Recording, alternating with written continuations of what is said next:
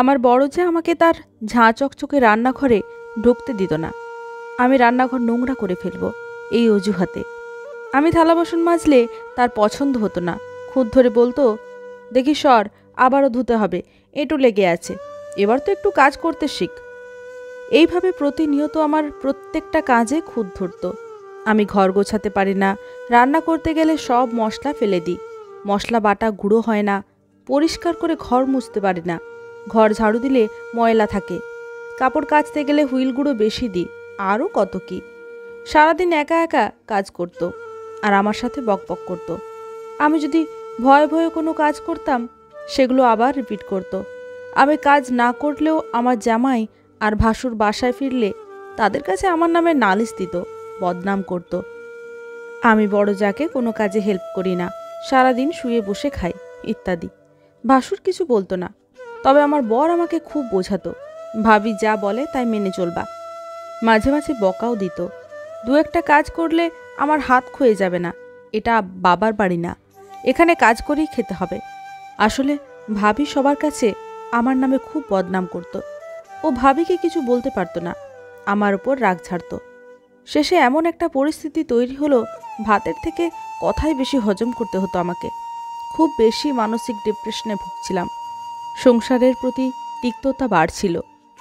এরকম সংসার তো আমি চাইনি, যে সংসারে আমার পছন্দের কিছুই রান্না হয় না, মন চাইলেও বড় মাছের মাথাটা খেতে পারি না, বৃষ্টির দিনে পছন্দের শাড়ি পরে ভিজতে পারি না। দিন দিন এই হাসি খুশি আমিটা কেমন যেন মনমরা একগুঁয়ে হয়ে যাচ্ছিলাম। রবের কাছে কেঁদে কেঁদে এই সংসার থেকে মুক্তি চাইতাম। ইয়া রব, হয় আমাকে আমার একান্ত নিজের একটা সংসার দাও, আর না হয় তোমার কাছে তুলে নাও। আমার বড় ভাসুরের ছিল কাপড়ের রমরমা ব্যবসা, আর আমার স্বামী ছোটোখাটো একটা চাকরি করত। যেহেতু অফিস থেকে ভাইয়ের বাসা কাছে, তাই ভাইয়ের বাসায় আমাকে নিয়ে থাকতো। বরের নতুন চাকরি, সংসারে খরচ দেওয়া লাগে, মাস শেষে দেশের বাড়িতে তার বাবা মাকেও খরচ পাঠাতে হয়। আমাকে দামি শাড়ি গয়না দেওয়ার শখ থাকলেও সাধ্য ছিল না তার। বরের অফিসের কোনো অনুষ্ঠানে ভাবির কাছে নতুন শাড়ি চাইলে দিত না। ভাসুরের জোড়াজুড়িতে আধা নতুন শাড়ি দিয়ে এই বাহানা সে বাহানা করত। অবসরে টেলিভিশনে নিজের প্রিয় মুভিটা দেখতে নিলে বলতো, দেখি রিমোট দে, অমুক সিরিয়াল দেখব। আর না হয় বিরক্ত হয়ে বলতো, এবার দয়া করে টিভিটা বন্ধ রাখ, মেয়ে দুটোকে পড়াবো। অথচ আমি সাউন্ড কমিয়ে সবসময় টিভি দেখতাম। শ্বশুরবাড়িতে বিয়ের পর যে কটা দিন ছিলাম, বেশ ভালোই ছিলাম। ভাবির সংসারে আসার পর থেকেই এত সমস্যা শুরু। ভাবি আমাকে কেন যেন সহ্যই করতে পারতো না। দিন দিন আমার উদাসীনতা দেখে আমার বর হয়তো যা বোঝার বুঝে গিয়েছিল। একদিন আমাকে জড়িয়ে ধরে মাথায় হাত বুলিয়ে দিয়ে বলল, কি চাই তোমার, বলো আমাকে। আমি মলিন হেসে বলেছিলাম, আমাকে একান্ত নিজের একটা সংসার দিতে পারবা, যে সংসারে কেউ আমার খাওয়া নিয়ে খোঁটা দেবে না, কাজ নিয়ে খুঁত ধরবে না, এক রুমের ছোট্ট বাসা হলেও চলবে। মাঝখানে অনেকগুলো দিন কেটে গেছে। বরের প্রমোশন হয়েছে, এক রুমের ছোট বাসা থেকে 4 রুমের বড় ফ্ল্যাট বাসা হয়েছে।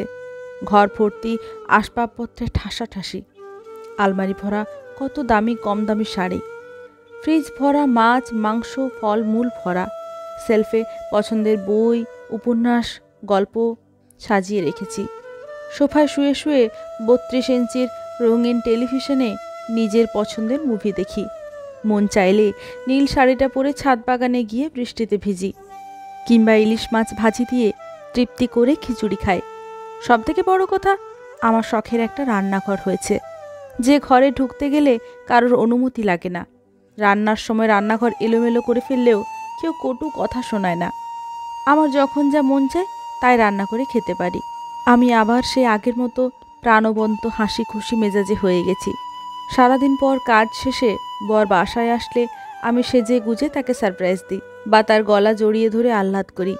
কেউ ঢং আধিক্যতা বলে বা তার গলা জড়িয়ে ধরে আহ্লাদ করি, কেউ ঢং আধিক্যতা বলে নাক ছিটকায় না। আর আমার বড় যা একদিন দুদিন পর পরই তার মেয়েদের নিয়ে আমার বাসায় আসে। মেয়েরা তার কাকির কাছে এটা সেটা খাওয়ার বায়না ধরে, আমি হাসি মুখে রেঁধে দিই। তারা খুশিতে ইয়া কি মজা কি মজা বলে আমার গোছানো ঘর এলোমেলো করে। বড় যা তার বরের ব্যবসায় লস খাওয়ার দুঃখের গল্প শোনায়। তাদের সংসার খরচ, বাসা ভাড়া, কারেন্ট বিল, মেয়েদের পড়াশোনা সহ হাবিজাবি খরচ চালাতে হিমশিম খেতে হয়। তাদের কতদিন ইলিশ, কাতল মাছ, খাসির মাংস খাওয়া হয় না চড়া দামের জন্য। আমি গল্পের ফাঁকে টুপ করে উঠে গিয়ে ফ্রিজ খুলি, খাসির মাংস, বড় ইলিশ মাছের টোপলা দুটো বের করে পানিতে ভিজিয়ে দিই। মশলা বেটে বলি, বড় ভাইকে আজ দুপুরে এখানেই আসতে বলেন। সবাই দুপুরে আর রাতে খেয়ে তারপরে বাসায় যাবেন। বড় যা খুশি হয়ে আমার ফোন থেকে ভাসুরকে ফোন দিয়ে বলে, এই শুনছো, দুপুরে আরমানের বাসায় এসো কেমন? আরমানের বউটা না কি আজও না খেয়ে ছাড়বে না কিছুতেই। ফোন রেখে লাজুক হাসে, আবদার করে বলে, মাংস কষা আমিও রাঁধি। আমিও হেসে হ্যাঁ সূচক সম্মতি দিয়ে মাথা ছাকাই। আমাকে বড় যা বলে, তুই বরং এই ফাঁকে পোলাও, বেগুনি আর ইলিশ ভাপা করে ফেল, আর আরমানকে ফোন দিয়ে বল দই আর কোকাকোলা আনতে। আমি ইশারায় ফ্রিজ দেখিয়ে বলি, ওগুলো বাসাতেই আছে। যে বড় যা একসময় আমাকে তার রান্নাঘরে ঢুকতে দিত না, সারাক্ষণ আমার এ কাজ সে কাজে খুঁত ধরত, সে এখন আমার রান্নাঘরে কি আরামেই না রাঁধতেছে।